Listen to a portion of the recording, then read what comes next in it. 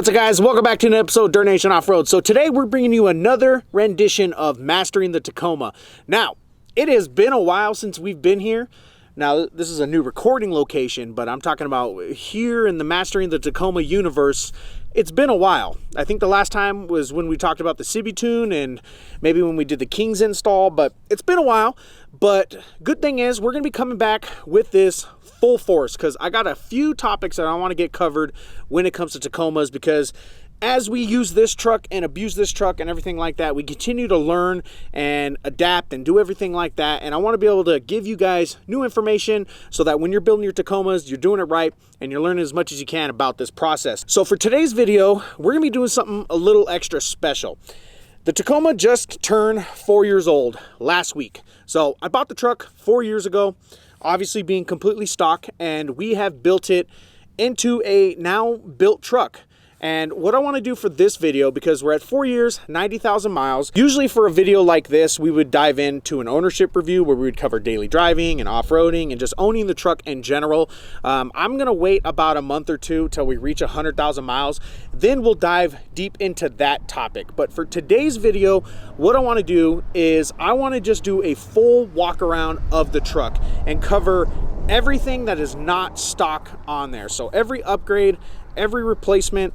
I'm not going to cover maintenance so much, so if I just replace something with a stock part, I'm not going to really cover that. We're going to go into that stuff when it comes to the daily driving stuff and the ownership review. But for the purpose of this video, I just want to do a full walk around, talk about all the upgrades that we've made to the truck, because at this point we've done nearly every bolt-on upgrade that you can do. We've done some fabbing stuff, but besides like a long travel kit and really chopping up the truck to do a lot of other stuff, we've done a lot of the bolt-on upgrades. There's just a couple things that we haven't done here and there, but I want to cover everything just so you guys can see what is possible with a truck that you're pretty much building yourself and you're building in your own garage. Because as built as this truck is, it's always been a representation of what you can do for yourself, you know, within your own limits. When I bought this truck, I didn't know anything about working on cars, and I pretty much learned working on this as well as working on my 88 pickup winchers. So I just want to cover all that stuff, show you guys what's possible for you guys going down the line that you're building your Tacomas, you're building whatever truck, because a lot of the stuff that I've done to this truck is stuff that you're going to want to do to whatever you own, whatever mid-size, whatever full-size, and you'll be good to go. So we're going to jump right into it. We're going to start with the front end, cover some stuff, and then we'll come right back here and wrap up the video. Let's get it. All right, first and foremost, let's talk about the obvious one, the wrap.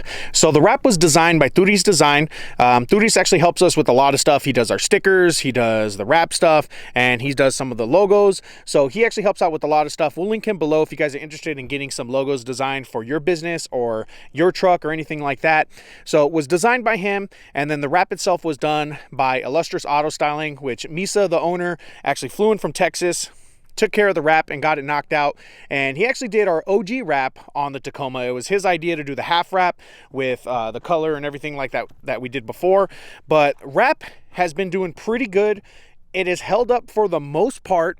It's been about, I'd say about 8 months of pretty constant abuse. And I mean, there is some sections you can see right there, and I'll show you guys some clips of how the wrap is kind of started to peel a little bit here and there on the edges, and just from getting scraped on rocks and getting scraped on trees and everything like that.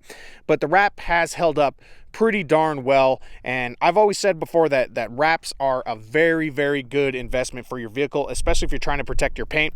Now my paint is already screwed and I have fiberglass fenders anyways, so who cares about paint? But for you guys that are interested in keeping your vehicle protected, a wrap is a very, very good way to do it, and it's a great way to change the look of your vehicle without spending a crazy amount of money repainting it or doing anything like that. Now, the other one that changes the look of the truck quite a bit is the fiberglass front and rear fenders. So we got ours from Advanced Fiberworks. Actually bought these used off of OfferUp.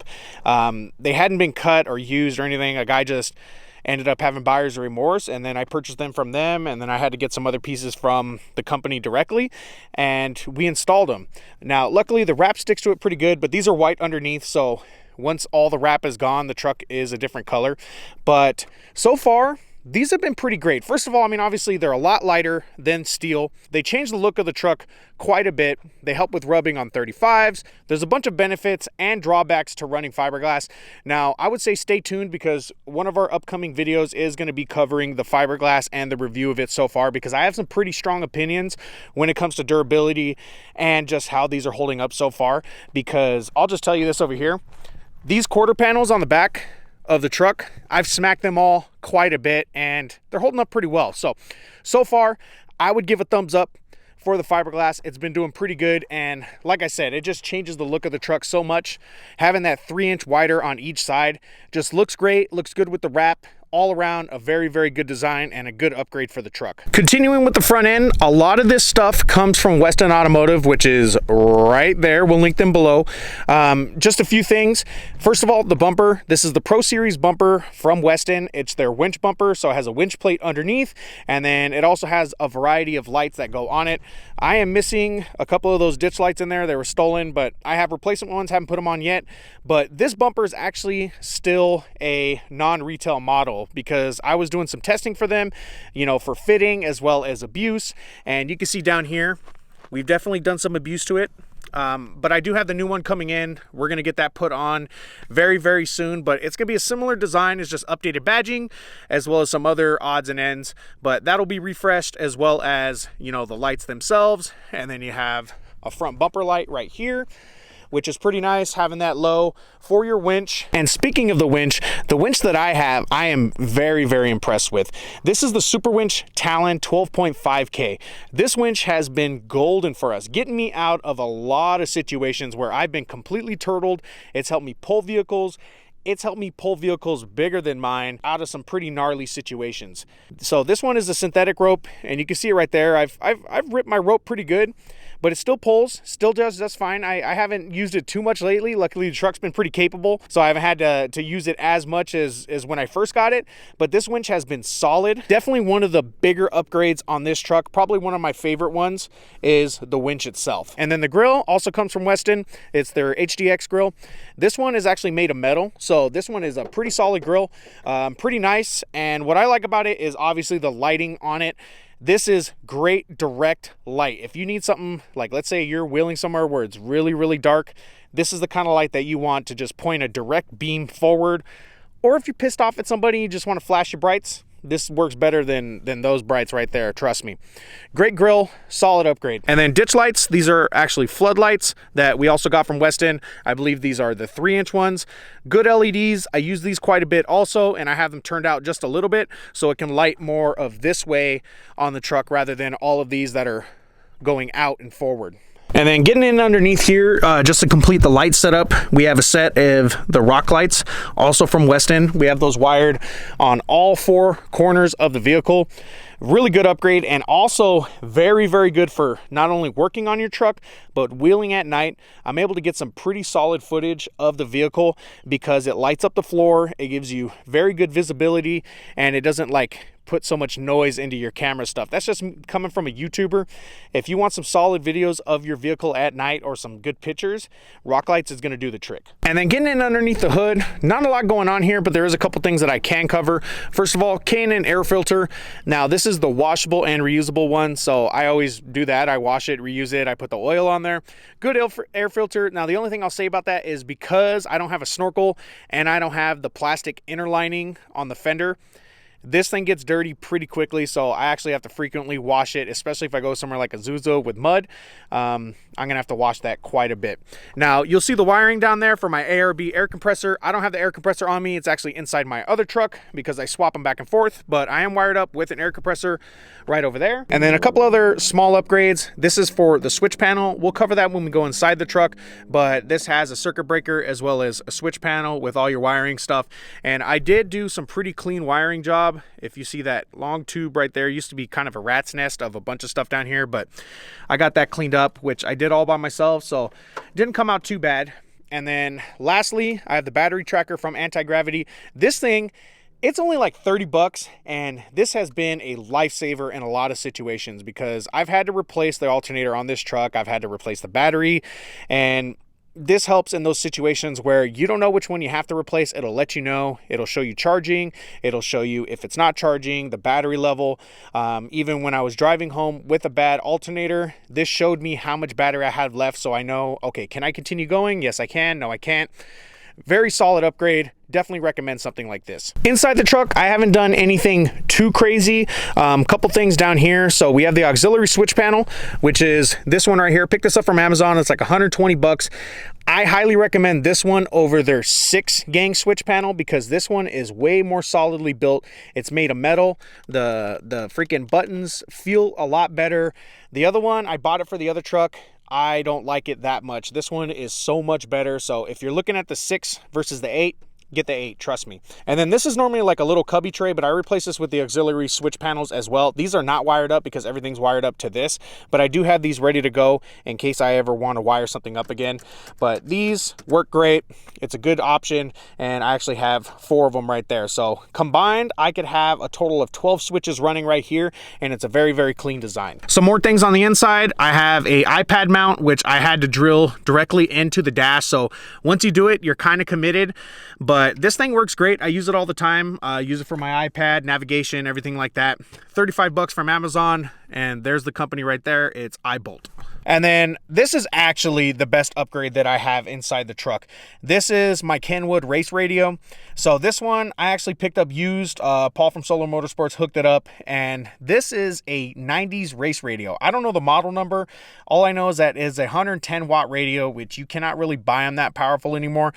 This radio is strong. Everybody can hear me even if they don't want to, which is great. If you're leading a group, this is the kind of radio you want. You want something hardwired, because if you have one of these cheap Baofangs, I mean, these are nice if you're rock crawling, if you're in close proximity, it works. But if you're leading a group and you're relaying very important information on the trail, you want something like this. And you know, this is the one that I have right here. Like if I hit that, look at that.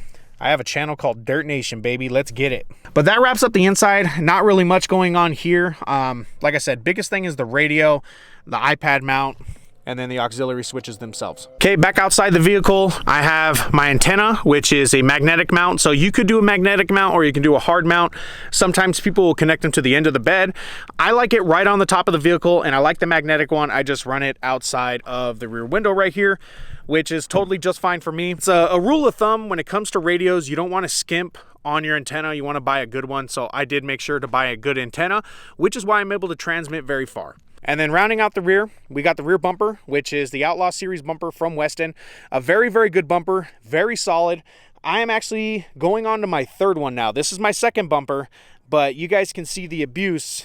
I beat these bumpers up. I smack them all over the place. I have videos all over Instagram of me, you know, smashing them up and doing everything like that and popping off tail lights. It's all a good time. But this bumper is pretty solid, but I do put it through its paces. And the biggest thing that I like about this bumper is what you can see right there. Right behind the license plate is a tow hitch system. And it's a high clearance hitch, so it doesn't hang down low. And you can also still tow at stock capacity, which is 6,500 pounds. I tow with it all the time. I've towed my other truck. I've towed Jeeps. I've towed quite a few vehicles with this. Very, very solid hitch. And actually in the future, what I'm probably going to do is work with Weston on designing something where this hitch becomes your bumper and just create some plating to where I can chop up this, because that needs to go on the fiberglass. That way we can have a high clearance rear end. That way we're not smacking the bumper and smacking up these fiberglass fenders so much. But stay tuned, that's something for the future. That's going to be a big fabrication project, but that's something I'm definitely going to be doing for this truck. And then obviously the item not shown here is our Overland cargo rack, which we also got from Weston. We have that cargo rack, which we've had for a while now. Very good cargo rack. I've mounted quite a few things on there, usually the spare tire, and then we'd have some running boards on the side, and we tried quite a few different things. But currently, and the reason it's not here right now, is I usually have our new Overland tent on there, which I'll have on the top, and I've used that quite a few times. Now, I don't have it on there right now because we haven't gone camping in a while, and I don't want to get the tent sun-baked, so I leave it in my garage, and I usually just take it off with the Overland rack. Saves on gas, and I kind of like how the truck looks like this as well. But anytime we know we're going to go camping or go on a trip or do something like that, we'll throw that back on there, and we'll be good to go. And then over here in the bed, we have our flag mount, which is from Cali Raised. Picked it up from Amazon. Always flying the Dirt Nation flag from this. We're actually going to get a second one for this side so we can fly Old Glory, because I want to fly 2 flags at the same time. But very, very good upgrade. Happy with this. And then one thing I forgot to cover is the tune. And I'll tell you this, the tune is one of my favorite upgrades for this truck.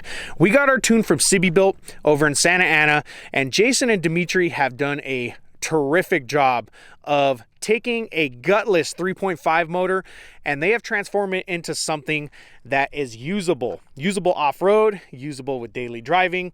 It makes this motor and this truck so much more drivable. The transmission problems go away, the shifting problems, all that stuff gets so much better when you get this truck tuned. So I would highly recommend checking out our video covering that, because it's one of my favorite upgrades to the truck. Just makes it so much better to drive all around. So what we'll do next is we'll get the truck flexed up on this rock right here, like an Instagram thought, and we'll cover suspension and everything underneath the truck. This is the juicy part, and this is probably the biggest upgrades to the truck. A lot of this other stuff, in terms of off-road performance, it matters, but not much. The good stuff is all down here. Let's get started. And there she is, nice and flexed out. You can see the truck has pretty decent flex. Not lifting a tire right there. It actually crawled up this with ease. Didn't have any problems there. So first things first, what I'll go over is the wheel and tire combination. So the wheels are the Black Rhino Rift beadlocks. This is the mirror finish, so they're nice and silver. Very beautiful when I first got them. Now they're kind of beat up, as you guys can see. These beadlocks have come in clutch in a lot of situations. I am pretty much fearless when it comes to airing down now. I'll air down to 5, I'll air down to 8. I've aired down to 0 when we went to Cleghorn in the snow and it was super slippery. I aired down to 0, and these things had no problem giving me very, very good opportunities to get traction from our tires. Now tires, speaking of tires, these are the Yokohama XMTs. So this is like their upgraded mud terrain tire, and these tires, in terms of grip, I've never had anything better. These tires just grab, especially when you air them down low, and you can see the aggressive tread that these tires have. These things just love grabbing on rocks. Even the sidewall has some thick knobs on there. Very, very good at grabbing rocks. Good in a lot of situations. They've been good in mud. They've been good on hills, sand, in a lot of different situations. I'm very impressed with these tires. We'll actually probably do a review on these in the near future, because I got about 10, maybe 15,000 miles on these tires. And I mean, you can see they've been worn down a little bit, and they've been beat up quite a bit, especially with rubbing. I mean, look at rubbing's a thing. It happens. You know, I'm chunking off pieces of tire. You know, they're getting worn down a little bit just because of suspension and everything like that. And you can even see with the rear ones, those used to be on the front. These tires have taken a beating. Definitely impressed with this wheel and tire combination. And now included with the CB tune, one of my favorite things about this truck is the wheels. I think the silver wheels look great with the wrap, with the red and black. It just completes the look of the truck. Looks so much better than the black methods that I had before. I really like the finish on these wheels. Definitely a good combination for this truck. All right, let's get into the suspension. First and foremost, item not shown is our skid plate. We have our skid plate from RCI, and this one is the steel one, which I usually take it off when I do an oil change, and I literally just did the oil change for 90,000 miles. I haven't put it back on yet, but I will soon. That skid plate has been a beast for us. I bash it up all the time, so it does a great job of protecting our oil pan, protecting our differential. Has done a tremendous job of protecting this truck in vital situations. Now, I need to complete my set, because this whole time that I've been doing all these different trails, I've only had an engine skid. I don't have a transfer case. I don't have a transmission. I don't have a gas tank. I know you guys are surprised. I'm surprised too, but I have not had those skid plates all this time. And I've been smacking all that other stuff up pretty good, but my diff and my engine are doing pretty good, and that's because of this skid plate. Also, you can see it in there. I actually recently did this, and that was the upgraded steering rack from Solo Motorsports. So they take a stock rack and rebuild it with better seals, and that way it's all around stronger, ready for abuse, and everything like that. And then right there, you can see in between the axle and the shock right there, that's our bump stop. So that's an upgrade from Super Springs. Very, very good bump stop. They're big old things, but they compress quite a bit. So they work at softening the blow when you hit something really hard. Very, very good bump stop. I have those in the rear as well. Moving on to suspension, lower control arms are completely stock. I actually need to replace the bushings on those. Lower ball joints I have replaced. Tie rods I've replaced. Axles I've replaced a few times, not only because I've broken them, because I've worn them out, but I usually just take my stock axles, get them rebuilt so that they're nice and refreshed and brand new, because that's much better than buying an aftermarket axle. But continuing with the stuff that is actually upgraded, first of all, we'll talk about the spindle. So the spindle, I have gussets on from Total Chaos, had those welded up at Solar Motorsports. That is a huge upgrade, because see that spot right there? That tends to break when you either jump the truck, or if you flip, or if you do anything crazy like that. If you smack this tire really, really hard, that tends to break or bend up there. And with that gusset, that's not going to happen. Coilovers are 2.5-inch King coilovers. These have been great. I waited a long time to get good suspension for this truck, and when I finally did, it's been very great. Now, the only thing I will say about suspension is, because I have a 700-pound spring, which you can see right here, stock is 550 pounds, and the only thing that I have a problem with is it's always ready to take a big hit, but if I'm going at a slower speed, the suspension doesn't soak stuff up quite as well. But if I'm going faster, or if I hit a dip really hard, the truck eats it with ease. These shocks are very, very good, much better than anything else I've ran on the truck. I can go actually fast paced now through a lot of stuff, and the truck does just fine. Continuing with the upper control arms, I got mine from Solar Motorsports. Those are the mid-travel ones with the uniball, which I highly recommend uniball over a regular ball joint, because it is stronger, it's easier to service, and it's a little bit better when it comes to having extreme flex situations where, like over here, it's completely bottomed out. With a ball joint, it'd be risking breaking it. Over here, you have a lot less risk. Uniballs are much better. That's just my opinion. I know some people might disagree with that. Now, although this is only an extended travel setup, people might wonder, how do I have such a wide look? I do have 2-inch spacers on this truck, which I know it's not recommended. Everybody hates spacers, but guess what? I've been running them since I got the truck. I've only had to change the hubs once. So not that bad considering how much abuse. I mean, 90,000 miles of constant trail abuse. I'd say the truck's doing pretty good with spacers. Just make sure you get hub centric, and make sure you check the tightness on them all the time. Spacers have held up great. And then, I mean, the wheels are a 0 offset, so it is a little bit wider than stock. I wanted a negative offset, but they didn't have it in stock when I ordered these, so 0 offset was with what I got. And then continuing down here with our differential, obviously we did do a re-gear, we did a front locker. So our gears, we got 529 gears, which we picked up from Nitro Gear, and we installed those pretty much ourselves, pulled the diffs out, did all that stuff. We do have a video on that. And then our locker is an ARB front locker, which is an air locker. Like I mentioned before, I do have an air compressor that's hooked up to this.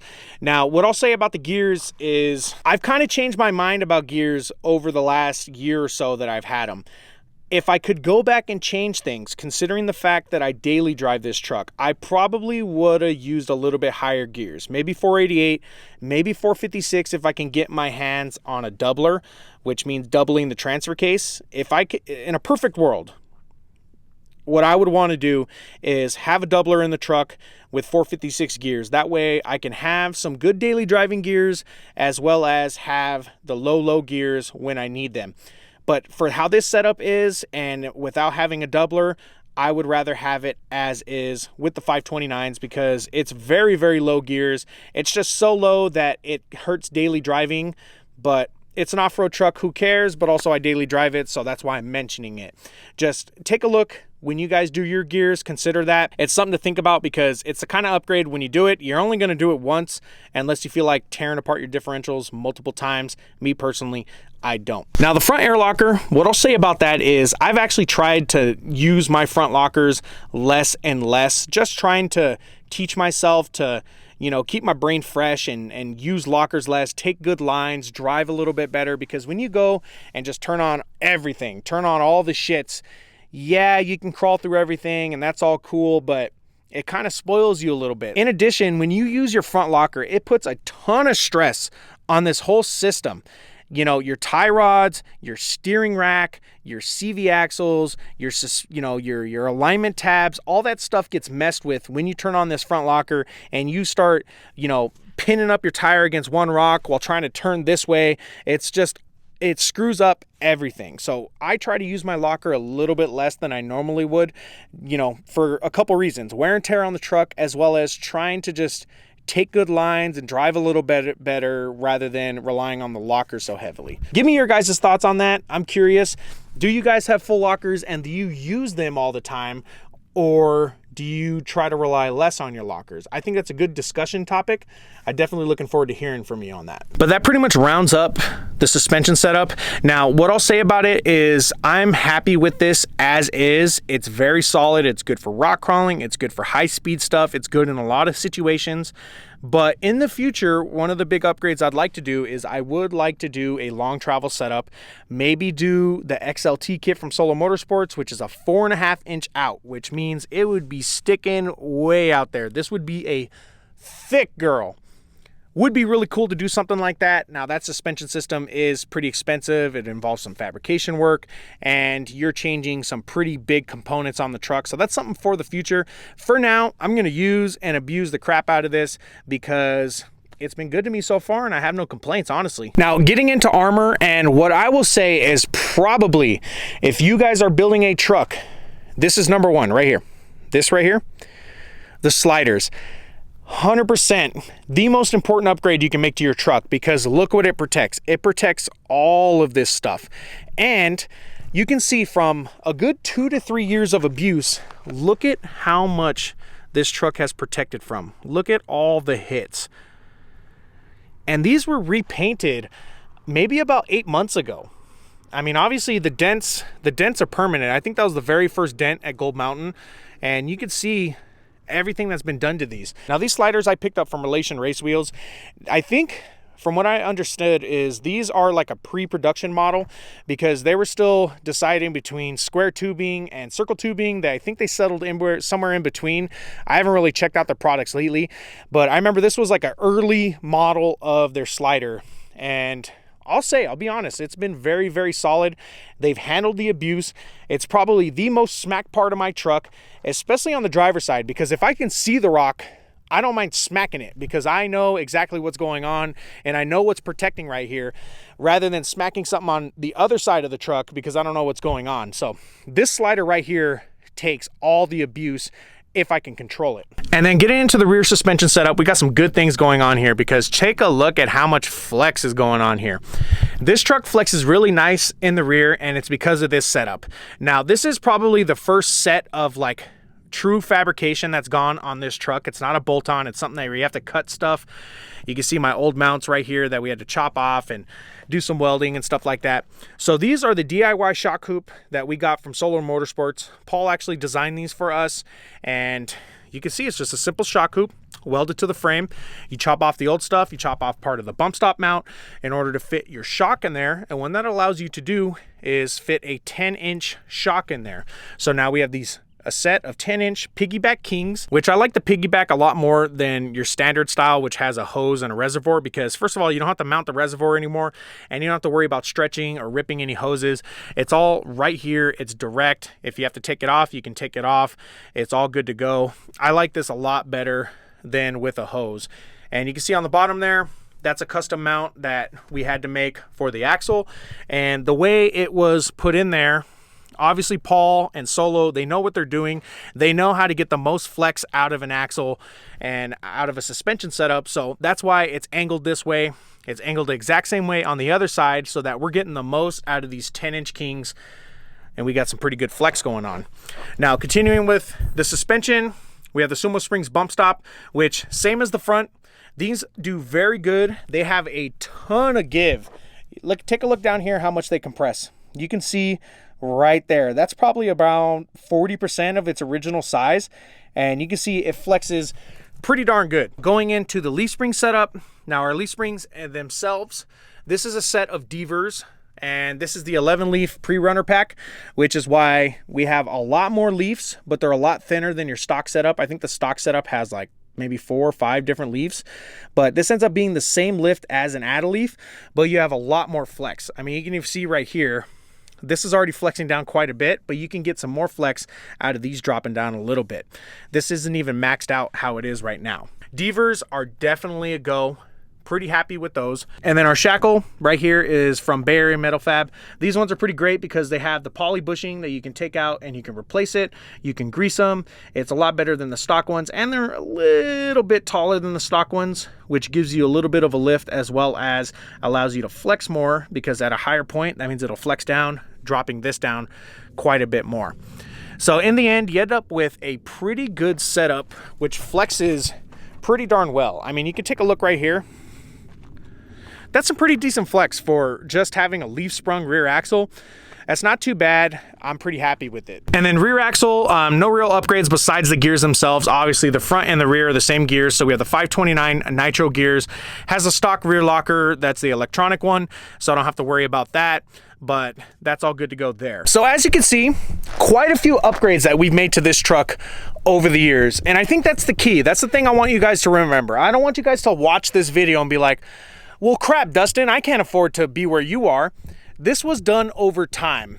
I've been building this truck. I had it stock for about 6 months, and then I started to build it. So it's taken around 3.5 years to get to this point. And it's been a lot of money. It's been a lot of work. But this truck didn't get built in one day. And that's what I want you guys to remember when you're building your vehicles. It's day by day, step by step, and making strategic upgrades. Because when you get to this point, I think you'll be pretty happy, because that's what I am. I am actually very happy with the truck as it is right now. I feel like I can take this on 90% of the trails that are out there. Obviously, there's extreme rock crawling trails. There's some situations that wouldn't be good for this truck. I mean, hell, I'm willing to try anything, obviously. But this truck can pretty much conquer anything I throw at it comfortably. Most trails that I run, it does them with ease. It does it just fine. I usually have to work in order to party a little bit and put myself in a situation where it's like, okay, now you're getting stuck. But in most cases, this truck performs very, very well, and I am very happy with it, which is why we've been putting more of a focus on our SAS build and our old 88 pickup winchers, because this thing's pretty much built already and it does well. So when I bring it out, it's usually because I want some AC, I want to party with the Tacoma a little bit, and I just miss driving it on the trails. So that pretty much wraps it up for this episode of Mastering the Tacoma. That is a full build breakdown on our 2017 Toyota Tacoma Trd Offroad 4x4. The Dirtnation Tacoma. She's here, she's ready to get it. Now, if you guys have any questions about the build, if you have any comments about the build, if you guys want to criticize me about the build, go ahead, shoot a comment below. I'm always open for a discussion on the truck, on topics, anything like that. Obviously, with this being a Mastering the Tacoma thing, I would love to hear your guys' feedback on future topics, because there's a lot of things that we can cover when it comes to these trucks, when it comes to other trucks. I'm definitely looking forward to hearing from you guys on that. Comment below, let me know what you guys think. But other than that, I want to thank you guys for watching. Make sure to subscribe to the channels. Follow us on Instagram, Facebook, YouTube, and Patreon. You also hit us up for shirts, hats, hoodies, and all those other goodies at dirtnationoffroad@gmail.com. Thank you guys. Until next time, let's get it.